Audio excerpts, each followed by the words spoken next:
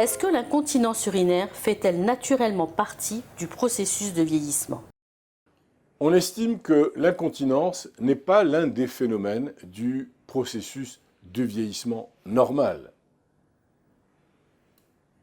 Par exemple, en France, elle touche plusieurs millions de personnes d'âge adulte.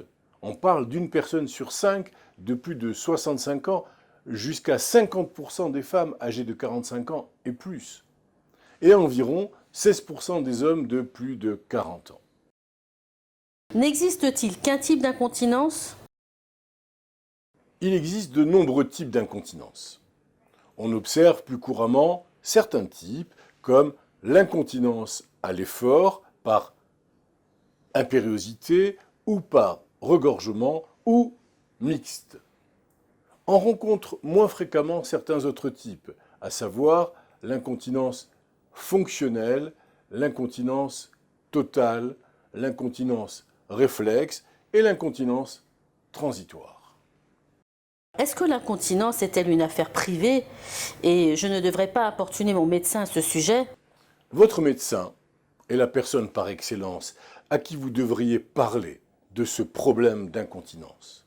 La formation d'un médecin lui permet d'entendre et de comprendre les troubles associés à cette incontinence. Et lorsqu'il aura posé le diagnostic du trouble sous-jacent, il sera en mesure de vous conseiller un traitement approprié ainsi que des stratégies de gestion. Alors, oui, il faut en parler à votre médecin. Est-ce que l'intervention chirurgicale est-elle inévitable en matière d'incontinence?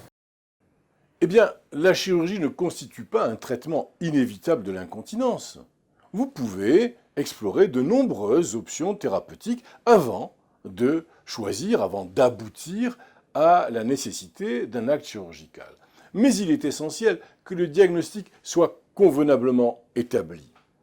La cause de votre incontinence joue un rôle d'une importance majeure quand il s'agit de déterminer quel type de traitement vous devriez recevoir. Est-ce que l'incontinence est une maladie proprement dite?